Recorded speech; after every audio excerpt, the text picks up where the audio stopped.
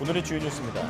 옛 트위터인 X가 유럽연합의 SNS 규제법 첫 제재 대상에 오를 위기에 놓였습니다. 이스라엘과 팔레스타인 분쟁 상황에서 X가 가짜뉴스와 혐오 표현의 발원지라는 판단에 따라 EU가 조사에 착수했습니다.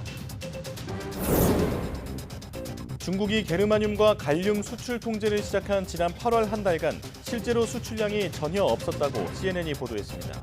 이 같은 반도체 제조의 필수적인 소재에 공급 차질이 생기면 전 세계 반도체 생산 비용이 올라갈 것이라는 전망이 나왔습니다. 차량을 들어올려 정해진 자리로 옮기는 주차 로봇이 등장했습니다.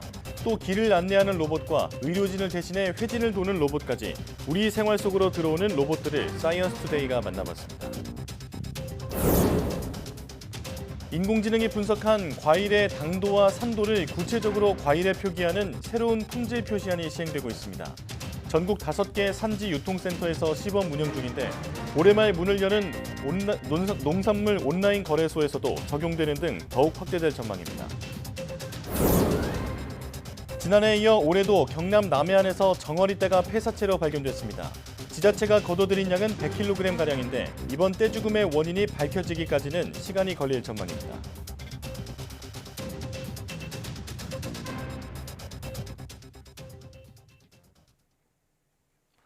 여러분 안녕하십니까? 오늘 사이언스 투데이는 중동 지역 분쟁 관련 소식으로 시작합니다.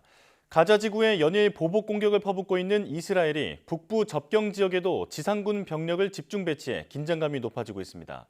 하마스의 기습 공격에 관여하지 않았다는 이란의 주장에도 배후로 이란을 지목하는 목소리는 점점 커지고 있습니다. 황보연 기자입니다.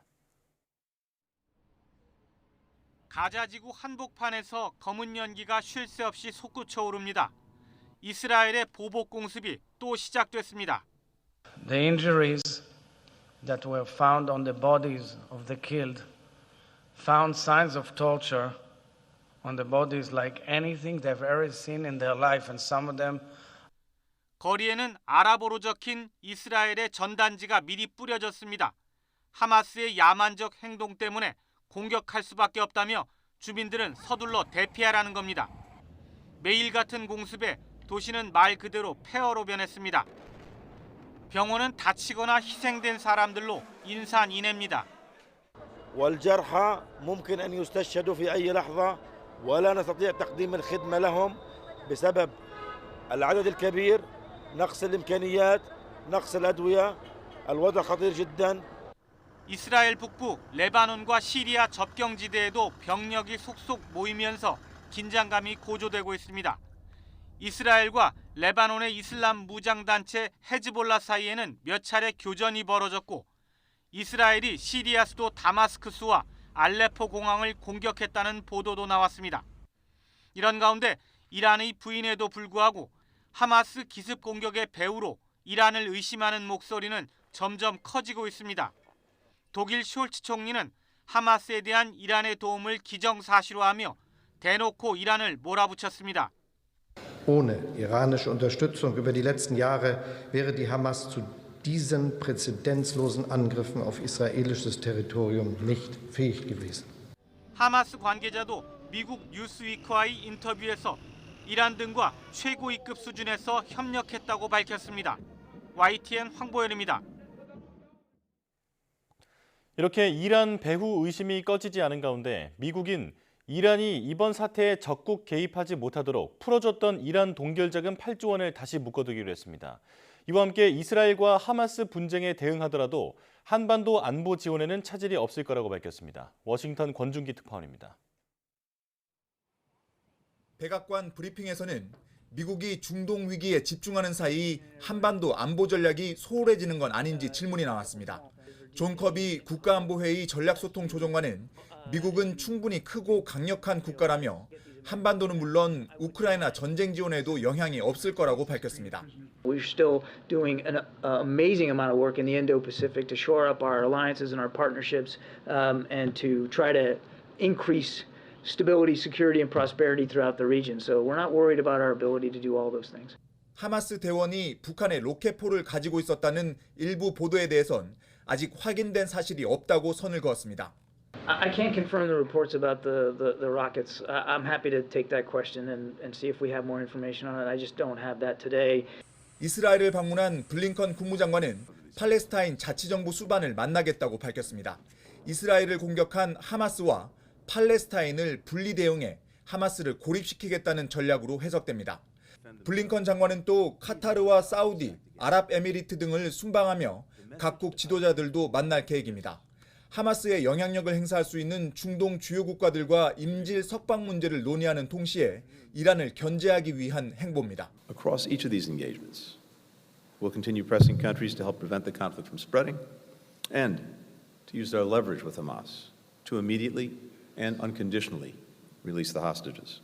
미 재무부는 한국에 묶여있다 카타르 은행으로 이체한 이란 동결자금 8조 원에 대해서도 사실상의 재동결 조치를 취했다고 밝혔습니다.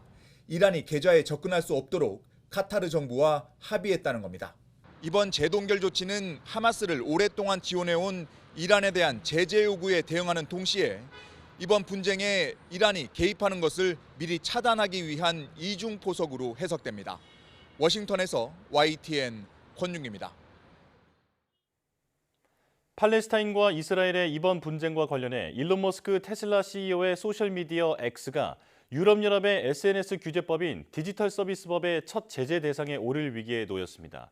이번 사태와 관련한 가짜뉴스가 다른 SNS보다 X에서 가장 많이 확산하고 있는 것으로 알려졌기 때문인데 EU 집행위원회는 현지 시간 12일 관련 불법 콘텐츠 처리의 적절성 여부에 대해 X를 상대로 조사에 착수했다고 밝혔습니다. 이번 조치는 지난 8월 디지털 서비스법 시행 이후 EU가 소셜미디어 플랫폼에 가한 가장 중대한 조치라고 워싱턴 포스트는 전했습니다. 디지털 서비스법은 플랫폼이 유해 불법 콘텐츠의 신속한 제거와 예방 시스템을 마련해야 하고 이를 어기면 연간 글로벌 수익의 최대 6%에 해당하는 과징금을 부과받도록 했습니다. 가짜뉴스를 제대로 관리하지 못한다는 EU의 이런 비판에 대해 X측은 반박에 나섰습니다. 린다 야카리노 X-CEO는 유럽연합 EU의 티에리 브루통 집행위원에게 보낸 서한을 통해 하마스가 이스라엘을 공격한 이후 며칠 동안 수만 개의 콘텐츠를 삭제하거나 오해 소지가 있는 콘텐츠임을 알리는 라벨을 붙였다고 밝혔습니다. 야카리노 CEO는 이어 분쟁이 시작된 후 지금까지 수백 개의 하마스 연계 계정을 플랫폼에서 확인하고 삭제했다면서 X에는 테러 단체나 폭력적인 극단주의 단체가 설 곳이 없다고 주장했습니다. 그러면서 우리는 사전적으로 대처하면서 해당 계정들을 실시간으로 삭제하고 있다고 덧붙였습니다. 어제 원자력안전위원회 국감에서는 오염수 방류와 관련된 날선 공방이 오갔습니다. 특히 여당이 수산물 시장에서 사용했던 방사능 측정기의 성능을 놓고 여야가 입씨름을 벌이다 회의가 중단되기도 했습니다. 잠깐 보고 오겠습니다. 뭘 진행을 이렇게 해요? 측정기에 대해서 불확정하게 이야기하니까 그 이야기를 할 수 있도록 기회를 주는 거죠. 무슨 쇼를 해? 기계에 따라 다른 거지. 민영배 의원, 자, 발언 끝났습니다. 아니죠. 본인도 이상하게 하니까 측정기는 측정각에 따라가는 거지. 이상한 질문이라니. 기기가 어떻게 하나의 효과가 없다고 그렇게 단정할 수 있습니까? 그러니까 다른 거는 그거는 판단을 해봐야. 지난해에 이어 또 경남 남해안에서 정어리 집단 폐사체가 발견됐습니다. 관계기관이 수거 작업에 나섰는데 떼죽음 원인이 밝혀지는 데까지는 시간이 걸릴 전망입니다. 임형준 기자입니다. 해안가에 하얀 배를 드러낸 정어리떼가 가득합니다. 정어리를 포대에 담느라 작업자들 손길이 분주합니다. 수많은 정어리가 죽은 게 보인다는 신고를 받고 지자체가 수거 작업에 나선 겁니다. 정어리 사체가 부패하면 바닷물을 오염시킬 수도 있습니다. 심하면 코를 찌르는 낚시도 발생합니다. 민원 접수 당일 지자체가 정어리 폐사체를 확인하면서 걷어들인 양은 100kg가량. 모두 소각할 예정입니다. 공무원하고 어선하고 이렇게 동원을 해가지고 지금 현재 처리를 하고 있습니다. 더 추가로 발생하지 않는다면은 한 5일 이내에 가능할 것 같고. 지난해에도 비슷한 시기, 비슷한 장소에서 정어리 폐사체가 발견됐습니다. 원인은 산소 부족으로 드러났습니다. 2년째 발생한 일에 인근 주민은 불편을 호소합니다. 작년에 이렇게 여기 앞에 시내 돌아다닐 때 그때 막 생선 비린내랑 썩은 내 같은 게 바람 많이 불 때 그렇게 나오곤 했었는데 그때 이거 알고 보니까 이제 뉴스에 이제 우리 마산 앞바다에서 정어리떼가 죽었다고 하더라고요. 국립수산과학원은 정어리가 떼죽음 당한 원인이 무엇인지 조사하고 있습니다. 이번 창원시 마산만에서 발생한 정어리 폐사는 현재 폐사 원인을 분석 중에 있습니다. 분석까지는 시간이 조금 걸릴 것 같습니다. 국립수산과학원은 지난해와 비슷한 규모로 정어리 폐사가 발생하지 않을지 살펴보고 있습니다. YTN 임영준입니다.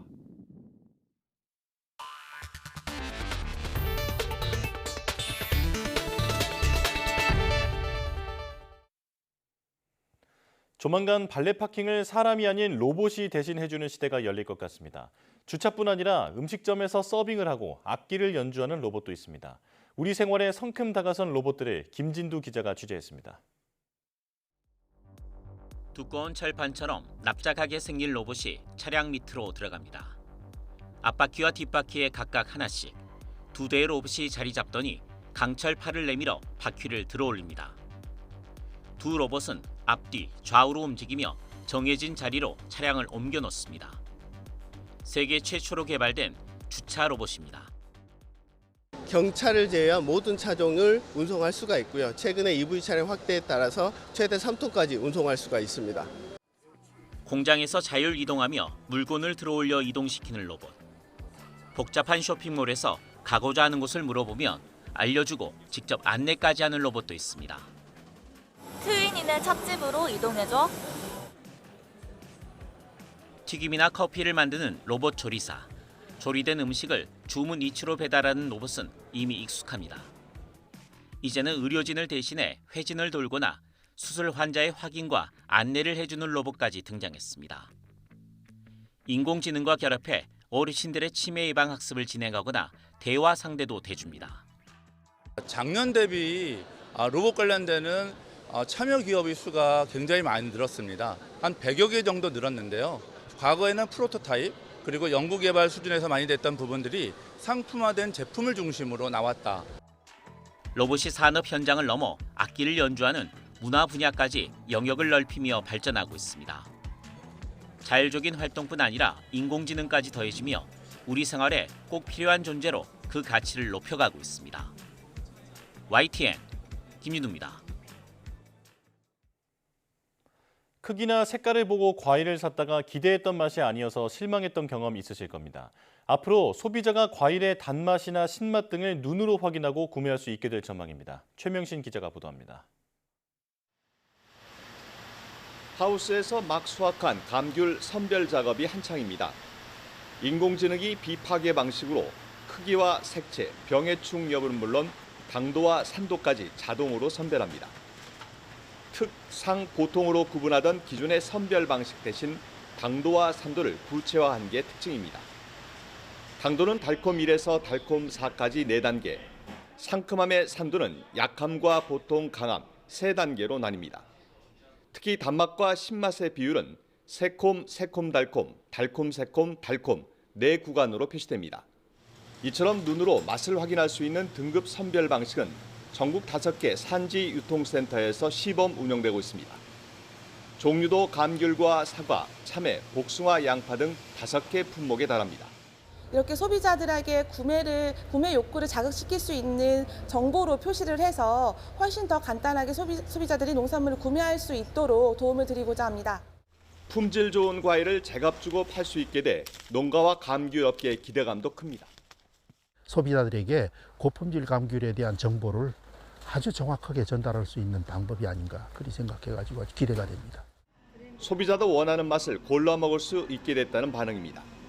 어차피 달콤한 맛과 새콤한 맛이 구별될 수 있으니까 자기 본인 취향에 맞게 구매할 수 있어가지고 더 좋을 것 같아요. 농진청은 올해 말 문을 여는 농산물 온라인 거래소를 시작으로 새 품질 표시안을 확대해 나갈 계획입니다. YTN 최명신입니다. 농업의 미래를 제시하는 국내 최대 규모의 농업 박람회가 순천에서 개막했습니다. 기후변화에 대응하고 탄소 중립을 실천할 수 있는 농업기술이 한자리에 모였는데요. 오선열 기자가 보도합니다. 국내 친환경 농업기술이 한 곳에 모인 농업미래관에 긴 줄이 늘어섰습니다.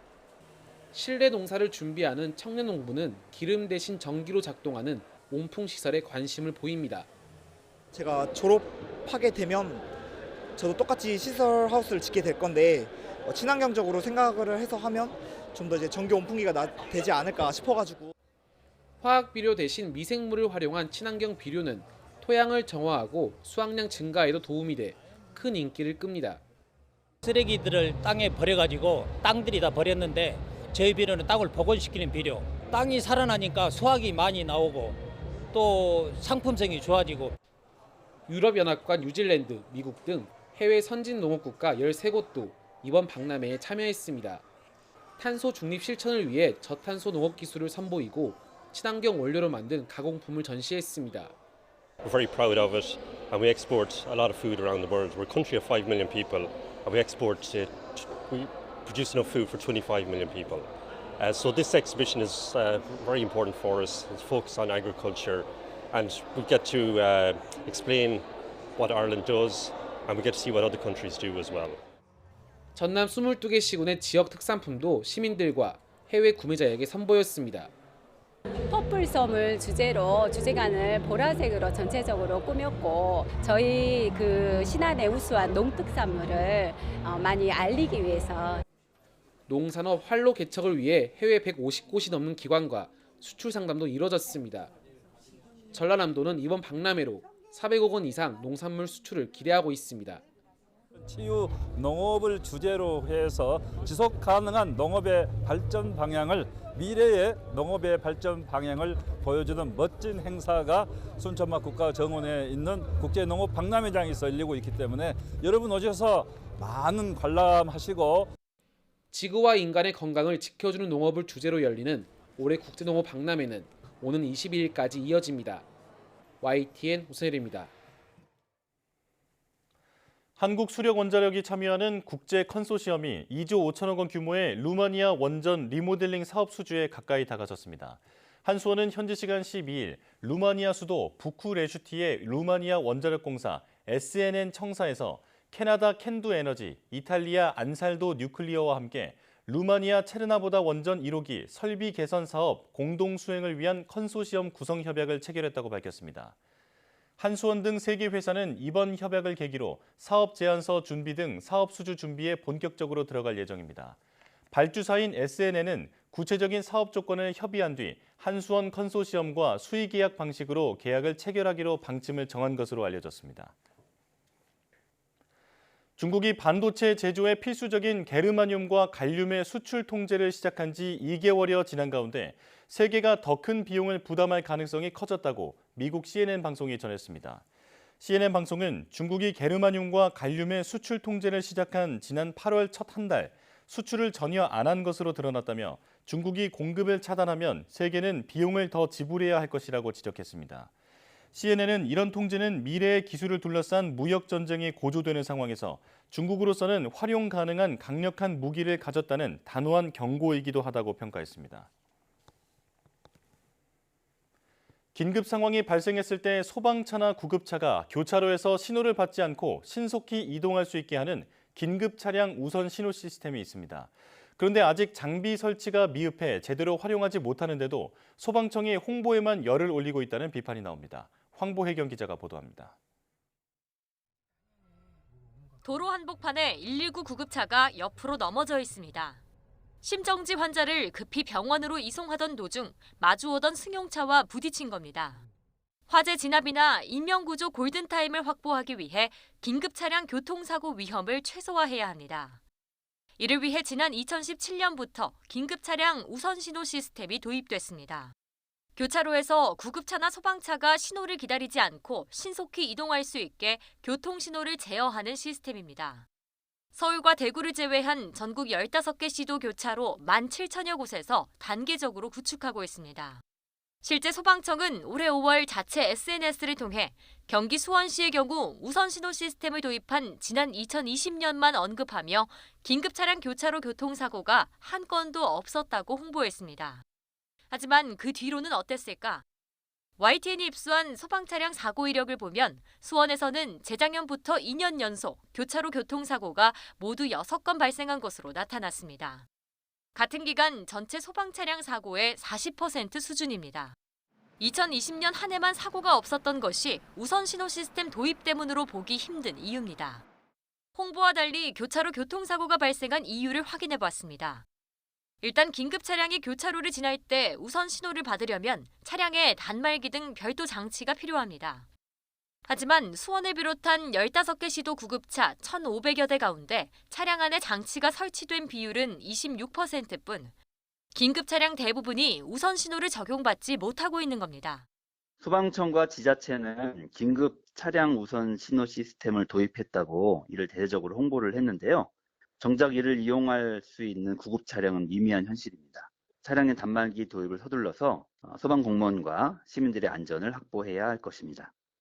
소방청은 고의로 20년도 수치만 홍보한 것은 아니라면서도 뒤늦게 홍보글을 비공개 조치했습니다.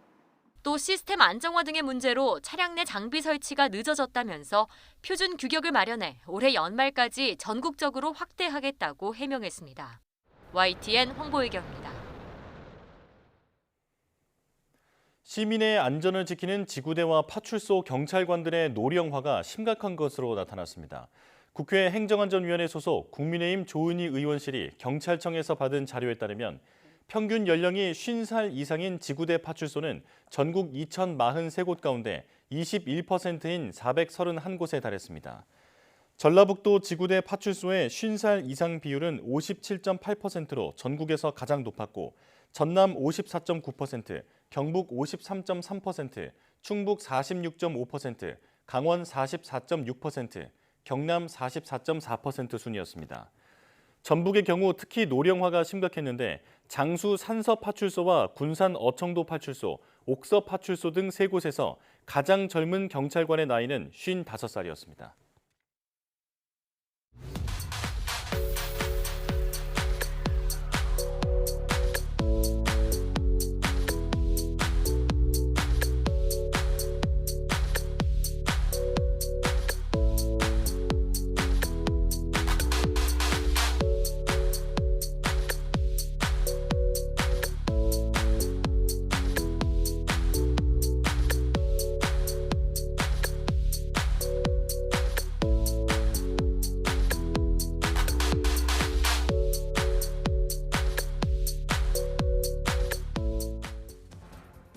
오늘 오후 사이언스 투데이 레드카펫 코너에서는 여성이 생물학적 임신에서 벗어나 인공자궁을 통해 출산하는 미래를 그린 공상과학 영화 한 편을 소개해드릴 텐데요. 임신과 출산을 기계가 대신하게 되면서 발생하는 윤리적 고민과 영화 속 설정이 얼마나 현실성 있는지 과학적 분석을 양회영 기자가 들려드리겠습니다. 많은 시청 바랍니다. 뉴스 마칩니다. 고맙습니다.